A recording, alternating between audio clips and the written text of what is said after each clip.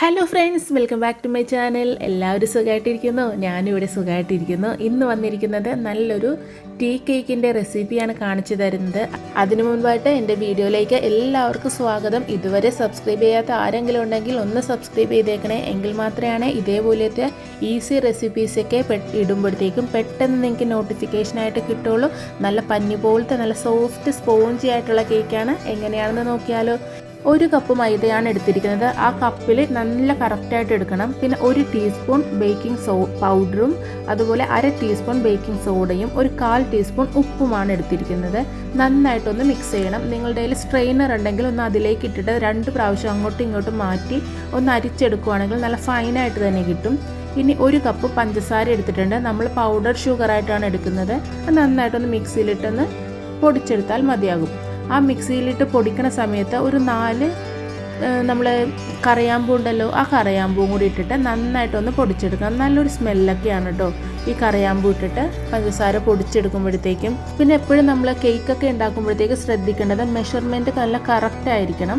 ഇപ്പോൾ 1 കപ്പ് മൈദ എന്ന് പറഞ്ഞാൽ ആ 1 കപ്പ് നന്നായിട്ട് വടിച്ചെടുത്ത് ആ കറക്റ്റ് ആയിരിക്കണം. അല്ലെങ്കിൽ കൂടുമ്പോഴത്തേക്കുമാണ് നമുക്ക് ആ ഒരു കൺസിസ്റ്റൻസിയിൽ കിട്ടാത്തത്. അപ്പോൾ അതേ പഞ്ചസാരയും ഞാൻ പൊടിച്ചെടുത്തിട്ടുണ്ട്. 4 റൂം ടെമ്പറേച്ചറിലുള്ള മുട്ടയാണ്, വൈറ്റും യെല്ലോയും കൂടി ഒരുമിച്ചുള്ളത് എടുത്തിട്ടുണ്ട്.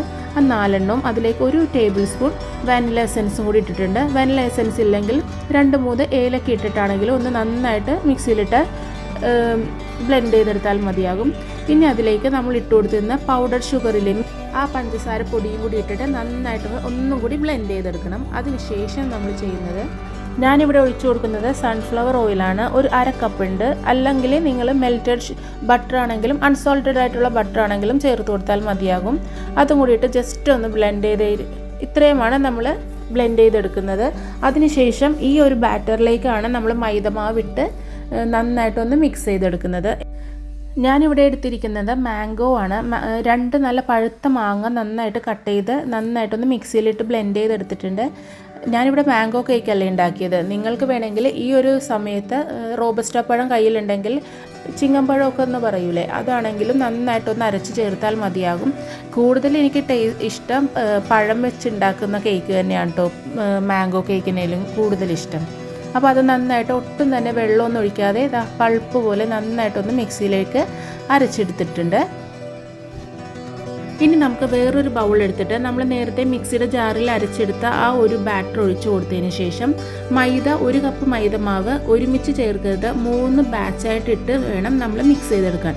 എപ്പോഴും നമ്മൾ കേക്ക് ഉണ്ടാക്കുമ്പോഴും ശ്രദ്ധിക്കേണ്ട ഒരു കാര്യമാണ്, നമ്മൾ ഡയറക്റ്റ് ഒരു കപ്പ് മൈദ ഇട്ട് നമ്മൾ മിക്സ് ചെയ്താൽ ആ ഒരു ടെക്സ്ചർ നമുക്ക് നന്നായി കിട്ടില്ല. ഒരു 3-4 പ്രാവശ്യം കുറച്ച് മൈദ ഇട്ട് നന്നായിട്ട് മിക്സ് ചെയ്തെടുക്കണം. പിന്നെയും ഒരു ഡയറക്ഷനിലേക്ക് വേണം നമ്മൾ ഫോൾഡ് ചെയ്ത് കൊടുക്കാനും ശ്രദ്ധിക്കേണ്ടത്. ഇതേപോലെ ഒന്ന് ഫോൾഡ് ചെയ്ത് ആ 3 ബാച്ചായിട്ടിട്ടാണ് ഞാൻ മൈദമാവ് മിക്സ് ചെയ്തെടുത്തത്. എന്നിട്ട് അതിലേക്ക് നമ്മൾ അരച്ച് വെച്ച ആ മാംഗോൻ്റെ പൾപ്പും കൂടി ചേർത്ത് നന്നായിട്ടൊന്ന് മിക്സ് ചെയ്ത് ഇതിലേക്ക് ഞാൻ കുറച്ചൊരു കാഷ്യൂനട്ട് കൂടി ഇട്ട് കൊടുക്കുന്നുണ്ട്. നിങ്ങൾക്ക് വേണമെന്നുണ്ടെങ്കിൽ മാങ്ങയ്ക്ക് പകരം പഴമാണെങ്കിലും ആഡ് ചെയ്താൽ മതിയാകും. അതും കൂടിയിട്ട് നന്നായിട്ടൊന്ന് മിക്സ് ചെയ്തെടുക്കണം. ഇനി ഞാൻ ചെയ്യുന്നത് ഓവനോ ഒന്നുമില്ലാതെ നമുക്ക് വീട്ടിൽ ഗ്യാസ് സ്റ്റൗവിൽ തന്നെയാണ് ഞാനിവിടെ തയ്യാറാക്കി എടുക്കുന്നത്.